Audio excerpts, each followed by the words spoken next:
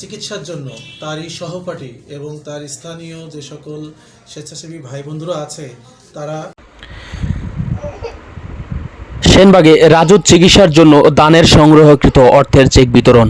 মোহাম্মদ আবু নাসের প্রতিনিধির পাঠানো প্রতিবেদনে সেনবাগ সামগ্রিক সকলের পক্ষ থেকেই তাদেরকে ধন্যবাদ ও কৃতজ্ঞতা জানাচ্ছি। আমরা কিছুক্ষণ পূর্বেই তার ভাইয়ের হাতে চেক 2011 ব্যাচের রাজুর কিডনি রোগের আক্রান্ত হওয়ায় তার ব্যাচের বন্ধুরা সেনবাগ সরকারি পাইলট উচ্চ বিদ্যালয়ের 96 ব্যাচ থেকে 2024 ব্যাচের ছাত্রদের অংশগ্রহণে রাজুর চিকিৎসার ব্যয়ে নির্বাহের জন্য অর্থ সংগ্রহ করা হয়। যে আমাদের কোনো কমিটি ছিল না, আমরা সবাই মিলে কাজ করেছি।